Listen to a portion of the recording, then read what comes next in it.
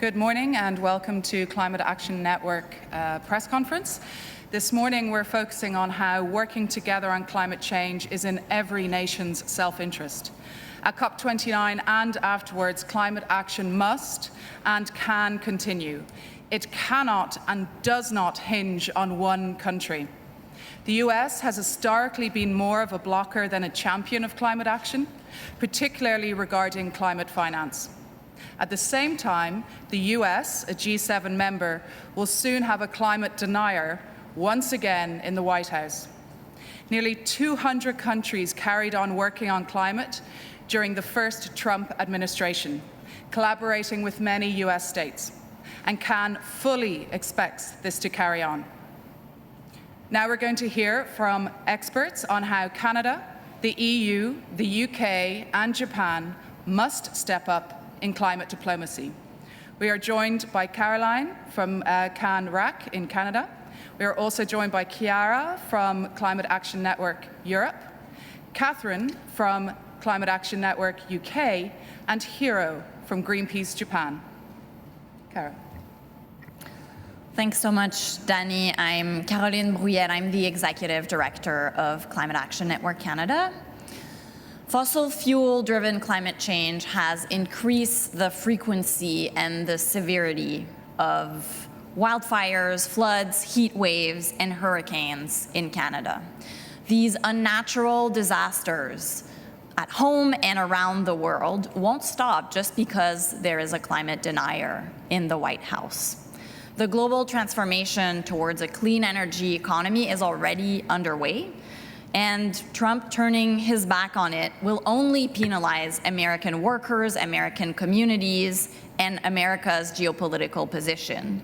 And you can be assured that there will be Canadian jurisdictions to pick up the clean energy investments that leave the United States if he does. As president of the G7 next year, Canada has an opportunity for leadership to center climate change in its presidency in a way that rebuilds trust with the global South. I'm also reminding myself of 2016 when Trump was elected the first time, and Canada, the European Union, and China set forward MOCA, or the Ministerial on Climate Action, for a new forum, a new coalition, showing that countries are still and working together to uphold climate multilateralism. Canada can play a role in building bridges, as our Environment Minister Stephen Guilbeault and his team of negotiators have done at previous COPs. We've seen Canada's position on finance and a just transition away from fossil fuels, as well as loss and damage, shift significantly from where we were in past years. And we need to continue seeing a further shift. Yesterday's announcement from Canada on a new adaptation platform shows that Canada is listening to concerns of global South countries about the adaptation gap, but we'll be really watching for Canada specifically to push for a public finance core in the next long-term climate finance goal, as well as quality, accessible funds for those most vulnerable. Nationally, we'll be watching at Canada's next 2035 target. Canada must do its fair share of the global effort to limit warming to 1.5 degrees, and that means reducing its emissions by at least 80% below 2005 levels by 2030. Obviously, it's not just about the numbers. There must be a plan for getting there in a fast, fair, and achievable way without wasting time and money on techno fixes and dangerous distractions. So to conclude, climate multilateralism is hanging on by a thread, but it's needed now more than ever and is our best path forward and remains in every nation's self-interest.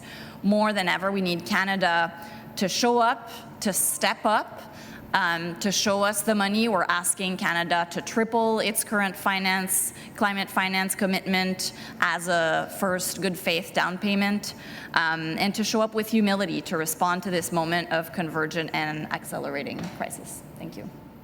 Thank you, Cara. Over to Chiara for the EU perspective. Thank you. Good morning, everyone. Yes, when it comes to the EU, I would say, first of all, that the EU likes to say that they are a leader on climate action, especially when it comes to the global stage. That happened. I think we need to recognize that. That happened in the past, but we don't see it in these days. We don't see this like in the last weeks, also before coming here, and we don't see it like in the first 2 days of this COP. Yesterday, we heard from the high-level representative of the EU at the World Leader Summit a very, I would say, blurry speech. Yes, he repeated a few times, you can count on us, but we didn't hear what exactly that means, that we can count on the EU. So this is where like, we are a little bit disappointed, and we are here to call on the EU to really show this climate leadership ambition they like to portray themselves with.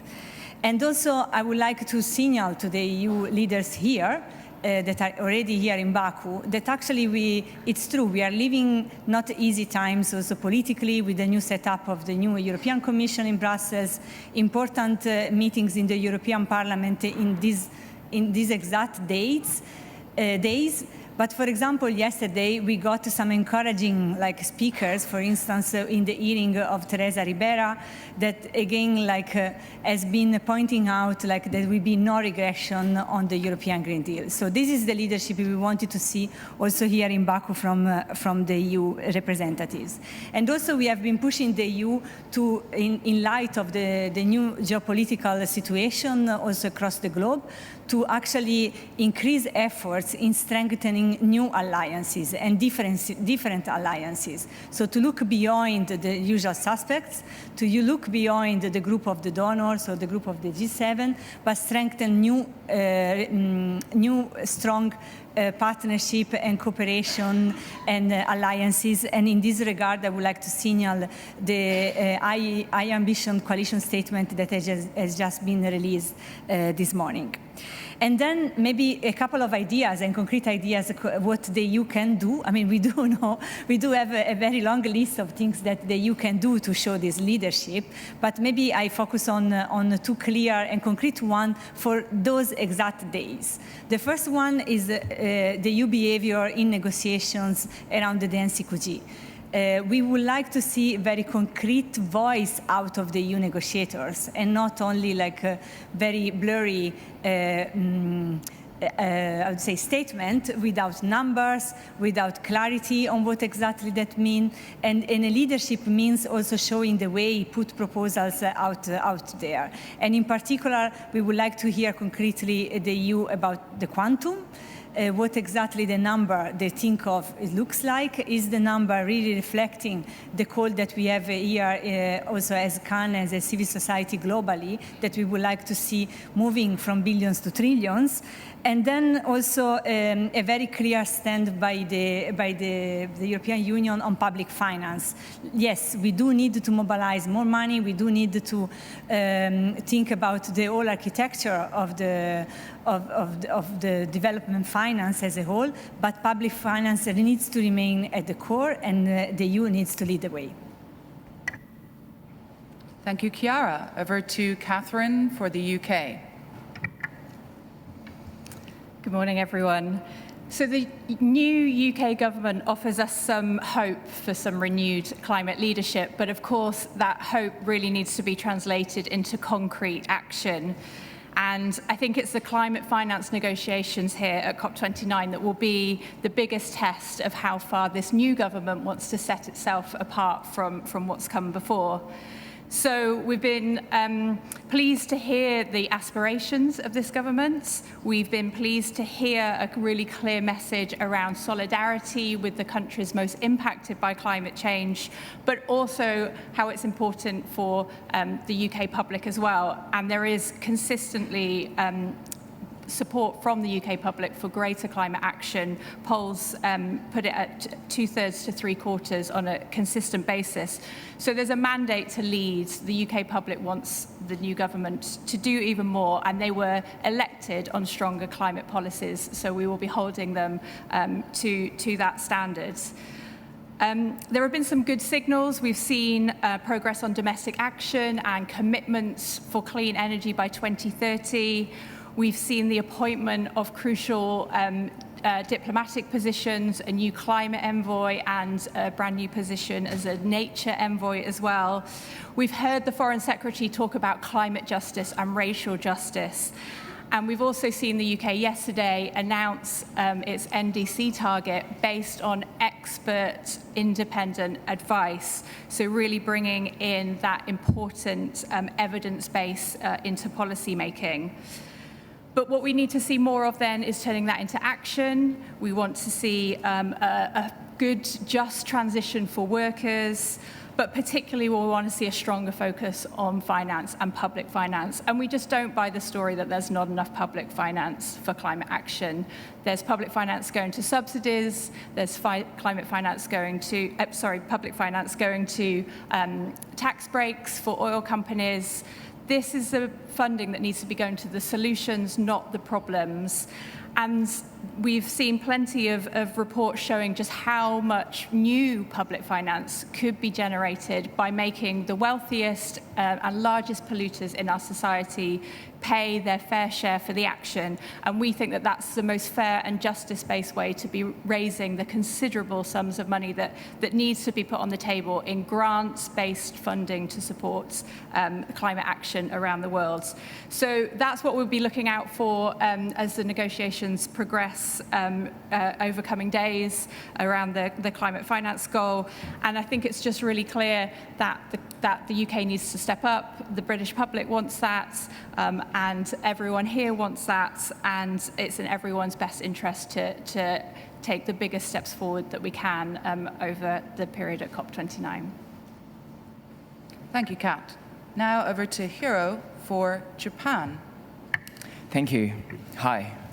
Since the other speakers have brilliantly explained already what especially the developed countries and G7 need to show, I'd like to start with a bit more small examples. So this year, once again, is about to become the hottest year. And Japan is no exceptions that felt the impact. Aside all the climate disasters, the kids felt the most impact. The Japanese school actually have no regulation about temperature control. Hence, it sometimes reaches 40 degrees and making it very hard to study. I was impressed by one of the parents and teachers who started DIY, do-it-yourself project to improve the insulation of the school and trying to address the challenge themselves. Yesterday, Saitama City Mayor have joined the Accelerate to Zero coalition that promotes zero-emission vehicles. From a country with industry that resists the change to EV, this is a big shift and a courageous move. We can see those local leaders and communities are standing up and doing their best to address the challenge. This is a message to Japan, that we don't need a big problematic brother to look up to, but we can see all the leadership and the aspirations from the ground. And I think that's where we need to start thinking about how ambitious we can be. As others said very clearly, limiting global temperature rise, reducing imported fossil fuels dependencies, and building resilient societies are of our national and the people's interest. So to do that, upcoming NDC must reflect this ambition. Right now, Japanese government is internally discussing the figures that they are going to put forward. As developed nations, we must exceed global average that IPCC has put forward, 6% reduction by 2035 compared to 2019. We must go beyond and show that we are committed to this crisis, that we are asking Japan to commit about 78% compared to 2013 target, and that's how Japan needs to show their ambitions. To make a credible NDCs and the mitigation reduction pathways, they have to include the fossil fuel phase out in it. Japan has been very unclear and very reluctant to say that, and as one of the only countries among the G7 that doesn't have clear coal phase out plan, this is a must and it has to move. As a developed nations, Japan must help restore the faith in multilateral corporations. It has been one of the blocker countries in the financing discussions. But meaningful outcome in the NCQG is essential, and the resources exist but require political interventions. Implementing taxes on the ultra-wealthy individuals and fossil fuel polluting companies, they need to pay so that we can unlock additional public finance for developing countries. So I finished my intervention by saying that our government should and can show the strong, positive leadership that is so needed in this increasing polarizing world. And our future and our collectives depends on it and demands their strong commitment. And in this COP29, they need to show that with a strong NCQG, with full, fair fossil fuel phase out. Thank you very much. Thank you, Hiro. Now we'll go to questions from the media. If you could say your name and organization. Here, please.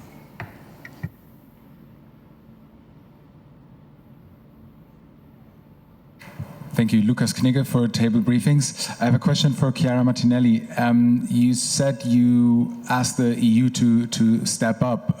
What exactly do you mean? Is that like by bringing forward a number for the NCQG? And what number do you actually expect? And when do you expect it? Thank you.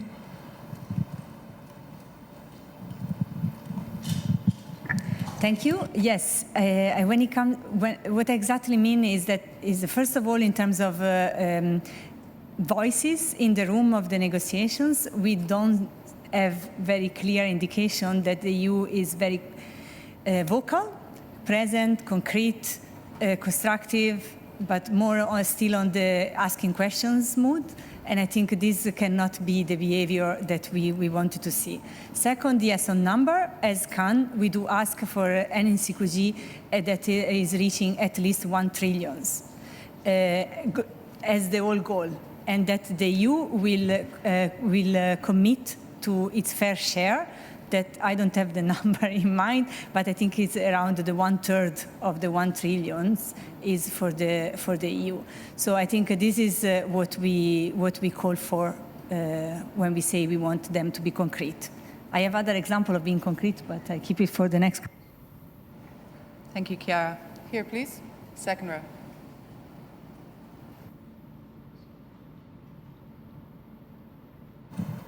Georg Ehring, German Radio, Deutschlandfunk. Thanks to Catherine for commenting on the new British goal. Could you comment as well on the new goals for Brazil and UAE, and maybe your expectations for Azerbaijan, which is due to make a goal announcement on this COP? Thank you.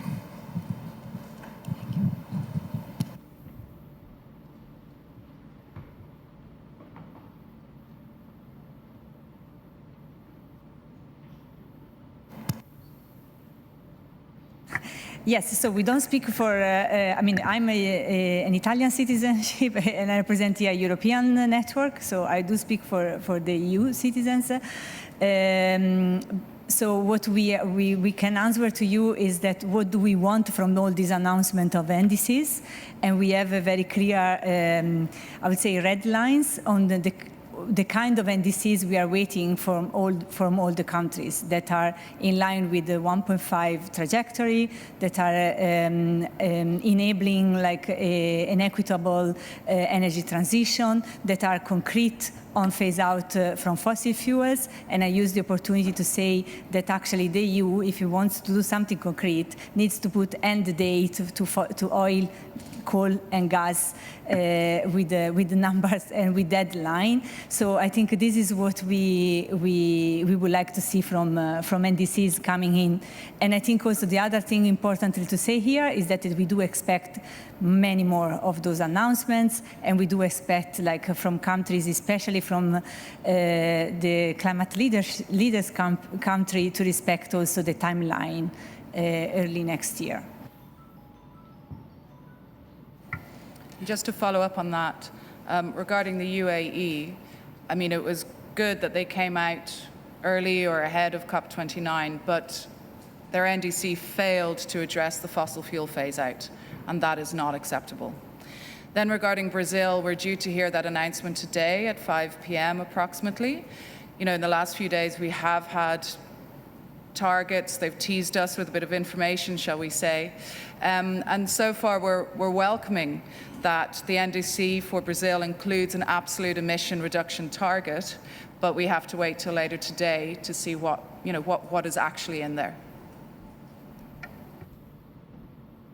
Second row here. Hi, Mark Dolder from Newsroom New Zealand. A question for Hiro. The Japanese government plans to purchase 100 million tons of offshore mitigation to meet its first NDC. What's your reaction to the Article 6 kind of changes that have come through this year? Thank you. Offshore what? Couldn't hear. Mitigation. Mitigation, so 100 million tons of carbon credits. Oh, yeah. I see. Thanks. Yeah, it is indeed true that Japan is trying their best to actually identify the areas that they can store their own emissions into other countries. And I think this is an absolutely problematic move that Japan is trying to do. Basically, what they are saying is that they're failing to reduce emissions at home, but then they have money and technology, so they're offering that in return of their land and resources and natural space to store their own carbon. So I think this is absolutely unacceptable. I think what Japan should prioritize reducing its own emission by accelerating renewable energies, energy efficiency measures, and other technologies that are readily available. But as you know, Japan's currently focused on technology that only useful toward the end, toward by the 2050s. So again, I think that is not acceptable or strategies, and that they can and should take a different approach. At the back, gentleman in the hat.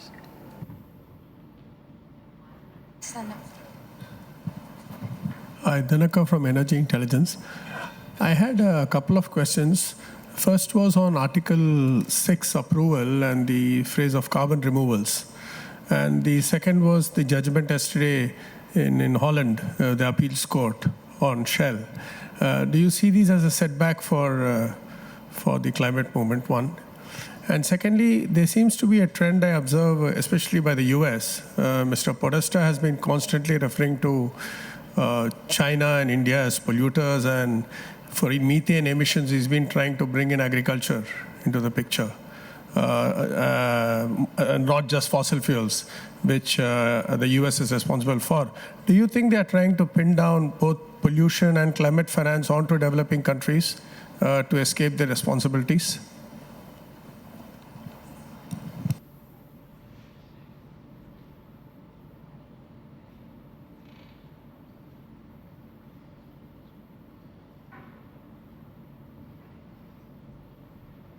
Sorry, could you repeat just the last part of your question, please? We didn't fully get it.